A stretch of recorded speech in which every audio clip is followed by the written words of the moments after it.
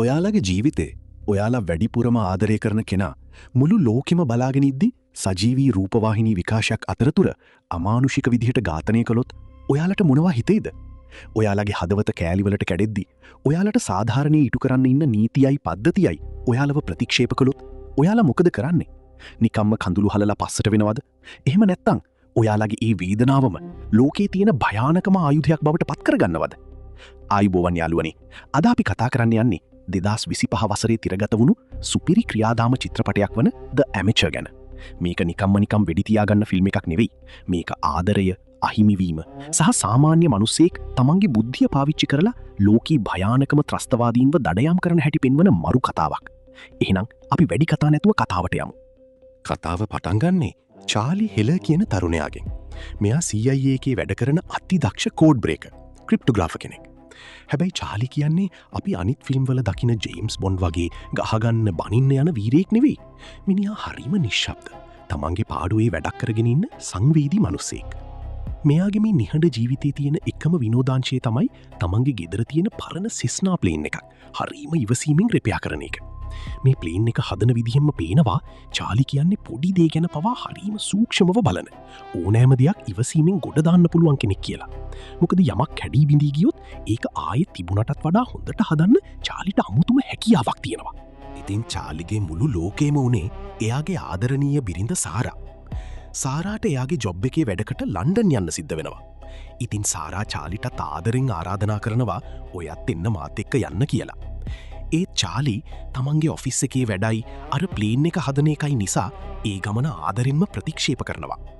හැබැයි සාරාව තනියම ලන්ඩන් යවපු එක තමන්ගේ ජීවිතේ ගන්න ලොකුම වැරදි තීරණයක් වෙයි කියලා චාලි ඒ වෙලාවේ හීනකින්වත් හිතුවේ නැහැ. ඒ සමුගැනීම චාලිගේ හිතේ හැමදාටම පසුතැවීමක් ඉතිරි කරනවා. ඊළඟ දවසේ චාලි සාමාන්‍ය විදිහට CIA මූලස්ථානයේ තමන්ගේ රාජකාරි කරමින් ඉන්නවා. මේ අතරතුර තමයි මෙයාට ඉන්ක්විලින් කියන රහසිගත නමින් ඉන්න කෙනෙක්ගෙන් අතිශය භයානක දත්තගුණුවක් ලැබෙන්නේ. චාලි වගේ වැඩකාරියෙක්ට මේක දැක්ක ගමන්ම තේරෙනවා මේක සාමාන්‍ය දෙයක් නෙවෙයි කියලා. මොකද මේ දත්ත ඇතුලේ තිබුණේ මුළු CIA එකම හෙල්ලෙන්න පුළුවන් මට්ටමේ ලොකු රහසක්.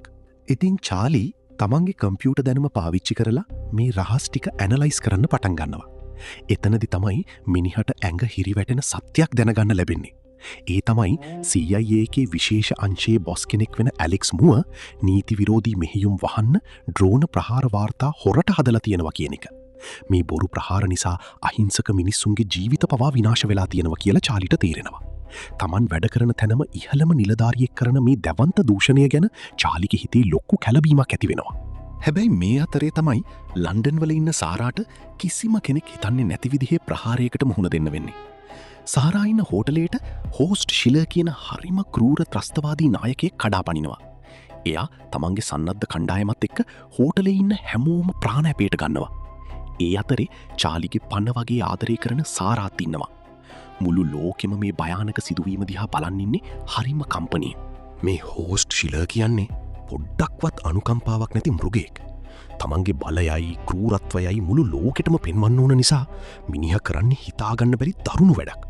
මුළු ලෝකෙම බලාගෙන ඉන්න ලයිව් TV නිවුස් කැමරා ඉස්සරහම මෙයා අහිංසක සාරාව අමානුෂික විදිහට මරලා දානවා. මේ දර්ශනය දකින චාලිගේ මුළු ලෝකෙම එතනම ඉවර වෙනවා. තමන් පණ වගේ ආදරය කරපු බිරිඳගේ අවසන් තත්පර කිහිපේ මෙහෙම ස්ක්‍රීන් එකකින් දකින්න ලැබෙන එක තරම් තවත් ඛේදවාචකයක් තියනවද? චාලිගේ ඇස්වලින් ගලන කඳුළුයි ඒ මුහුණේ තියෙන කම්පනයයි දකිද්දි අපි හදවත් පවා නිකම්ම කීරි ගැහිලා යනවා. ඉන්පස්සේ සාරාගේ මරණය ගැන චාලිට නිල වශයෙන් දැනුම් දෙන්න එන්නේ CIA අධ්‍යක්ෂිකා සමන්තා සහ චාලිගේ බොස් වෙන ඇලෙක්ස් මුව. ඔවුන් කටින් චාලිට ශෝකය ප්‍රකාශ කළත් ඒ වචන පිටුපස කිසිම ඇත්ත හැඟීමක් නැති බව චාලිට තීරෙනවා. ඔවුන්ට මේක තවත් එක මරණයක් විතරක් වුණාට චාලිට නම් මේක එයාගේ මුළු ජීවිතේම අවසානය වගේ දෙයක්. සාරාගේ මරණයත් එක්ක චාලි සම්පූර්ණයෙන්ම මානසිකව වැටෙනවා. හැබැයි මිනිහාගේ වේදනාවට තමන්ව යට කරගන්න ඉඩ දෙන්නේ නැහැ. ඒ වෙනුවට යා කරන්නේ තමන්ගේ හිතේ තියෙන වේදනාව ගින්නක් බවට පත් කරගන්න එක. ඉතින් චාලි තමන් සතු අති විශාල පරිගණක දැනුමයි කෝඩ් බ්‍රේක් කරන හැකියාවයි පාවිච්චි කරලා තනියම ඉන්වෙස්ටිගේෂන් එකක් පටන් ගන්නවා. ඒකේ ප්‍රතිඵලයක් විදිහට සාරාගේ මරණයට වග කියන්න ඕන ත්‍රස්තවාදීන් 4 දෙනාවම හොයාගන්න චාලිට පුළුවන් වෙනවා. ඒ තමයි මිෂ්කා, එලිෂ්, ග්‍රීචන් සහ ප්‍රධාන මිනිමරුවා වෙන හෝස්ට් ශිලර්. ඉතින් මේ හැමෝම ගැන සාක්ෂි හොයාගත්ත චාලි තමන්ගේ බොස්ලා වෙන ඇලෙක්ස් මූව සහ කේලබ්ව මුණ ගැහෙන්න යනවා. ගිහින් ඉල්ලන්නේ මේ මිනිමරුවන්ව අල්ලන්න නිල මෙහියුමක් පටන් ගන්න කියලයි. හැබැයි මේ දූෂිත නිලධාරීන් චාලිගේ ඉල්ලීම කෙලින්ම ප්‍රතික්ෂේප කරනවා. ඔවුන් කියන්නේ මේ වගේ වැඩකට CIA එකේ සම්පත් නාස්ති කරන්න බැහැ කියලා. තමන් මෙච්චර කාලයක් විශ්වාස කරපු සේවය කරපු පද්ධතියම තමන්ට පිටුපානවා කියලා චාලිට තේරෙන්නේ මෙන්න මේ වෙලාවේ. හැබැයි අපේ චාලි කියන්නේ ලේසියෙන් අතහරින කෙනෙක් නෙවෙයි. එයා තමන්ගේ අන්තිම තුරුම්පුව පාවිච්චි කරන්න තීරණය කරනවා.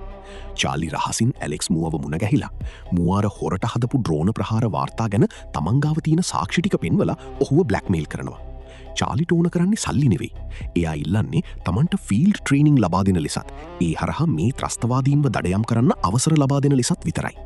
තමන්ගේ රහස එළියට යයි කියලා බය වුණු මුවට වෙන කරන්න දෙයක් නැති නිසා චාලිගේ ඉල්ලීමට එකඟ වෙන්න සිද්ධ වෙනවා. ඔන්න ඉතින් චාලිගේ ඉල්ලීමට අනුව මිනිහව වර්ජිනියාවේ තියෙන ද ෆාම් කියලා හඳුන්වන CIA රහස් පුහුණු කඳවුරට යවනවා. මෙතනදි චාලිව ට්‍රේන් කරන්න භාර වෙන්නේ කර්නල් රොබර්ට් හෙන්ඩර්සන් කියන හරිම දැඩි පළපුරුදු ඔෆිසර් කෙනෙක්ට. හෙන්ඩර්සන්ගේ පුහුණුව නම් හිතන තරම් ලීසි වෙන්නේ නැහැ. මෙච්චරකල් කම්පියුටර් එකක් ඉස්සරහ වාඩි වෙලා හිටපු චාලිට දැන් සිද්ධ වෙනවා ආයුධාතට අරන් සටන් කරන්න ඉගෙන ගන්න. මේ පුහුණුව අතරතුර හෙන්ඩසන් චාලි ගැන හොඳ අවබෝධයක් ලබා ගන්නවා. චාලි කියන්නේ බෝම්බ හදන්න, හැක් කරන්න වගේම ඕනෑම සංකීර්ණ ප්ලෑන් එකක් ගහන්න උපන් හපනෙක්. චාලිගේ මොලය කම්පියුටර් එකකටත් වඩා වේගෙන් වැඩ කරනවා. හැබැයි මිනිහගේ එකම දුර්වලකමක් හෙන්ඩසන් දකිනවා. ඒ තමයි චාලිට කවදාවත් තව මිනිස්සෙක්ගේ ඇඟට විඩි තියන්න බැරි එක. තව කෙනෙක්ගේ පණක් ගන්න තරම් චාලිගේ හිත කුරිරු නැහැ කියලා හෙන්ඩසන් තේරුම් ගන්නවා. චාලි කියන්නේ මිනිමරුවෙක් නෙවෙයි සාමාන්‍ය මනුස්සෙක් කියලා මේකින් හොඳටම පේනවා. මේ අතරේ අර දූෂිත නිලධාරීන් වෙන ඇලෙක්ස් මූව සහ කේලබ් රහසින් චාලිගේ ගෙදරට පැනලා එයා සංගවපු දත්ත තැටිය හොයාගන්නවා. හැබැයි ඒක චෙක් කරලා බලද්දි තමයි මුන්ට තරු පෙනෙන්නේ. මොකද ඒකේ කිසිම රහස් දත්තයක් තිබුණේ නැහැ. චාලි කරලා තිබුණේ මූවව බය කරන්න ගහපු සුපිරි බ්ලෆ් එකක් විතරයි. තමන් වගේ ලොකු නිලධාරීන්ව සාමාන්‍ය කම්පියුටකාරයෙක් මෙහෙම රවට්ටපු එක ගැන මුවට දැඩි කෝපයක් ඇති වෙනවා. තමන්ව රැවට්ටුවා කියලා දැනගත්ත මුවට මල පනිනවා. මිනිහා වහාම හෙන්ඩසන්ට ඕඩ කරන්නේ චාලිව මරලා දාන්න කියලා. හැබැයි චාලි කියන්නේ මුන්ට වඩා පියවරක් ඉස්සරහින් ඉන්න මොලකාරයෙක්. මිනිහා මුවගේ ඔෆිස් එකේ රහසින් සවන් දෙන මැෂින්, ඒ කියන්නේ බග්ස් හයි කරලායි තිබුණේ. ඉතින් තමන්ව මරන්න දෙන ඕඩ එක චාලිට ඇහෙනවා. තමන්ගේ ජීවිතය අනතුරේ කියලා තේරුම් ගන්න චාලි ට්‍රේනින් කැම්පකින් පැනලා යුරෝපයට යනවා. දැන් මෙයාට ත්‍රස්තවාදීන්ගෙන් විතරක් නෙවෙයි තමන් වැඩ කරපු CIA කෙනුත් බේරිලා ඉන්න සිද්ධ වෙනවා. චාලිගේ පළවෙනි ටාගට් එක තමයි පැරිස් වල ඉන්න ග්‍රේචන් ෆ්‍රැන්ක්. චාලි හොරේන්ම ඇගේ ගෙදරට ඇතුළු වෙන්න හදනවා. මෙතනදි තමයි මරු සීන් එකක් තියෙන්නේ. සාමාන්‍යයෙන් ජේම්ස් බොන්ඩ් වගේ අය දොරවල් කඩාගෙන පනිනවනේ. හැබැයි අපේ චාලි කරන්නේ අන්තර්ජාලයෙන් වීඩියෝ එකක් බලබල හරිම අමාරුවෙන් දොරේ අගුළු වැරගන්න එක. මේකෙන්ම පේනවා මිනිහා ඇත්තටම වෘත්තීය ඝාතකයක් නෙවෙයි ආධුනිකයක් කියලා. කොහොම හරි ග්‍රේචන්ව කොටු කරගන්න චාලි සමත් වෙනවා. එයා ඒව වෛද්‍ය සායනයක තියෙන විශේෂ කුටියකට හයිපොබෙරික් චේම්බර් එකට දාලා හිර කරනවා. චාලි දැනගෙන හිටියා ග්‍රේචන්ට මල් පරාගවලට ලොකු අසාත්මිකතාවයක් තියෙනවා කියලා. ඉතින් මිනිහාර කුටිය ඇතුළට පරාග මුදාහරිමින් ඇයට වද දෙන්නේ ශිල ඉන්න තැන දැනගන්නයි. පලිගන්න තියෙන වමනාව නිසා චාලිගේ හිත කොච්චර දරුණු වෙලාද කියලා අපිට මෙතනදි පේනවා. හැබැයි ග්‍රේචන්ට හුස්ම ගන්න බැරිව මැරෙන්න ඔන්න මෙන්න තියෙද්දි චාලිගේ හෘද සාක්ෂිය අවදි වෙනවා. තමන්ට මිනිමරුවෙක් වෙන්න බැහැ කියලයි, ත්‍රස්තවාදීන්ගේ තත්වයට තමන් වැටෙන්න හොඳ නැහැ කියලා හිතන චාලි ඉක්මනට කුටියේ දොර ඇරලා ඇයව බේරගන්නවා. ඒත් බයවුණු ග්‍රේචන් චාලිගින් බේරිලා පාරට පනිද්දි වේගෙන් ආපු වෑන් එකක හැප්පිලා එතනම මැරෙනවා. චාලිට ඕනෙ වුණේ නැති වුණත් ඇය කරපු වැරදිවලට දඬුවම ඉරණම විසින්ම ලබා දීලා තිබුණා. ග්‍රේචන්ගේ මරණයෙන් පස්සේ චාලි ප්‍රංශයේ මාසෙල් නගරයට පැනලා යනවා. හැබැයි හෙන්ඩර්සන් ලේසියෙන් අත්හරින්නේ නැහැ.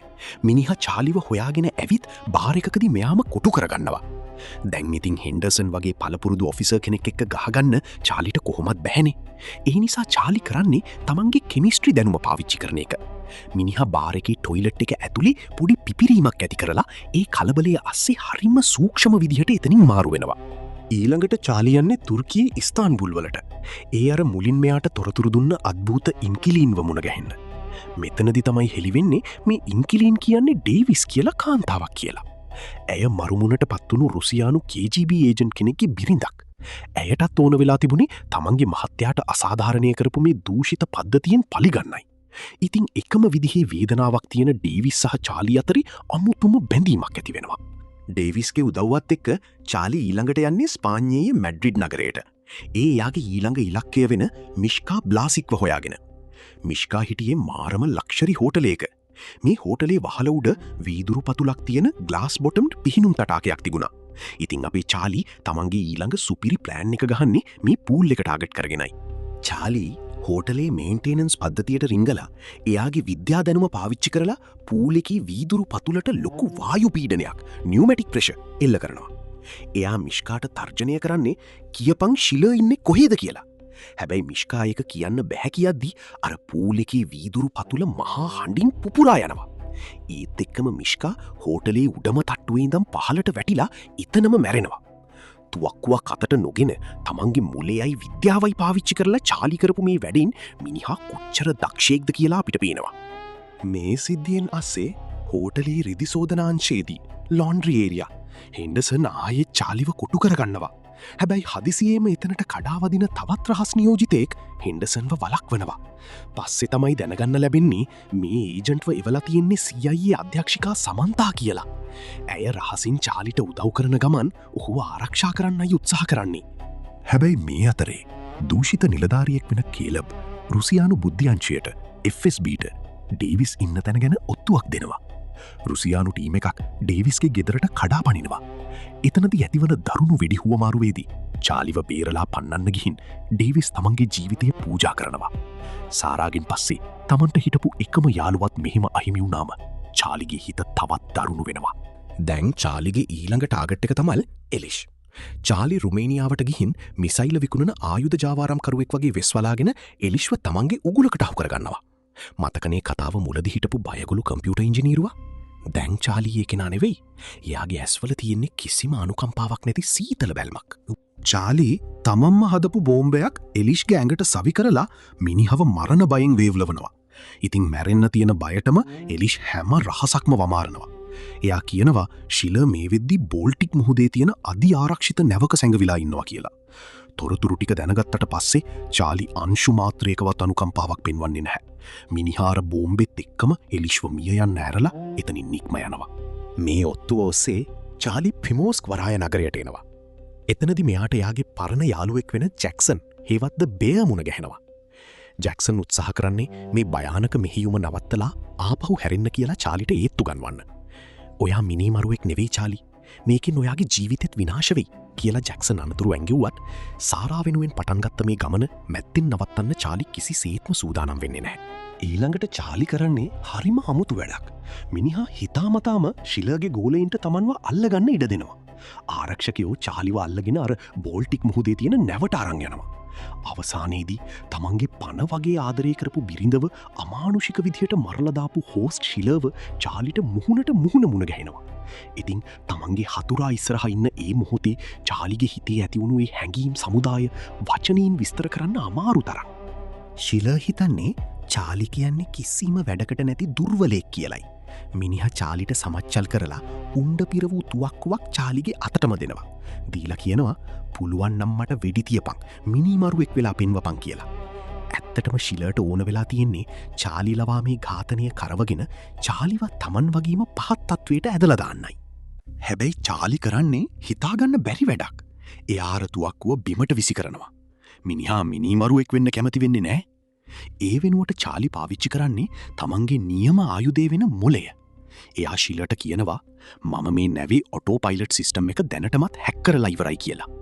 චාලි කරලා තිබුණේ නැව ජාත්‍යන්තර මුහුදු සීමාවෙන් පිට කරලා ෆින්ලන්ත නාවික හමුදාව ඉන්න කලාපයට ගමන් කරවපු එක. ශිලර්ගේ මූණේ තිබුණු අහංකාරකම එකපාරටම මරණ බයකට හැරෙන්නේ මෙන්න මේ වෙලාවේ. විනාඩි කිහිපයක් යද්දී ෆින්ලන්ත නාවික හමුදාවයි ඉන්ටර්පෝල් එකයි ඇවිත් නැව වටලනවා. ඔවුන් ශිලර්ව පණ පිටින් අත්අඩංගුවට ගන්නවා. චාලිට ඕන වුණේ නීතිය අතට අරන් මිනිහව මරලා දාන්න නෙවෙයි, මුළු ලෝකෙම ඉස්සරහා මිනිහට නීතිමය දඬුවම් ලබා දෙන්නයි. සැබෑ වීරත්වය කියන්නේ ආයුධ පාවිච්චි කරන එක නෙවෙයි, තමන්ගේ මනුස්සකම ආරක්ෂා කරගෙන යුක්තිය ඉටු කරන එක කියලා චාලි මුළු ලෝකෙටම ඔප්පු කරලා පෙන්වනවා. චාලි මේ මෙහියුම පුරාවටම එකතු කරපු හැම රහසක්ම, හැම සාක්ෂියක්ම නීතිය ඉදිරියට අරන් එනවා. ඒ සාක්ෂි නිසා CIA එක ඇතුලේ දූෂිත ජාලයක් පවත්වාගෙන ගිය අර ඇලෙක්ස් මුවර් සහ කේලබ් දෙන්නවම අත්අඩංගුවට ගන්නවා. සාරාගේ මරණයට වක්‍රව හරි සම්බන්ධ වුණු කිසිම කෙනෙක්ට නීතියෙන් ගැලවෙන්න චාලි ඉඩ තිබ්බේ නැහැ. හැම දෙයක්ම සාර්ථකව ඉවර කරලා චාලි ආයෙත් ඇමරිකාවට එනවා. එතනදී එයාට එයාගේ ට්‍රේනර් වුණු කර්නල් හෙන්ඩර්සන්ව මුණ ගැහෙනවා. කලින් චාලිව දුර්වලයෙක් විදිහට දැක්ක හෙන්ඩර්සන් දැන් චාලි දිහා බලන්නේ මාරම ගෞරවයකින්. මොකද තමන්ගේ අතින් කිසිම මිනිසෙක්ව මරන්නේ නැතුව මෙච්චර දරුණු මෙහෙයුමක් දිනපු එක ගැන හෙන්ඩර්සන් චාලිට ගොඩක් ප්‍රශංසා කරනවා. චිත්‍රපටයේ අවසාන දර්ශනය නම් හිතට මාරම සංවේදී. චාලි ආයෙත් තමන්ගේ ගෙදරට එනවා. එයා අවුරුදු ගානක් තිස්සේ හදපු අර පරණ සෙස්නා ප්ලේන් එක දැන් සම්පූර්ණයෙන්ම හදලා ඉවරයි. චාලියේ ප්ලේන් එකේ නැගලා නිල් අහසට පියාසර කරන්නේ තමන්ගේ බිරිඳ සාරාට කරන උපහාරයක් විදිහටයි. තමන්ගේ හිතේ තිබුණු දරුණු වේදනාව පලිගැනීමකින් නෙවෙයි යුක්තිය ඉටු කිරීමකින් සුවපත් කරගත්ත චාලි අවසානයේදී ලොකු මානසික නිදහසක් ලබා ගන්නවා. චාලි අපිට කියලා දෙන පාඩම හරිම වටිනවා.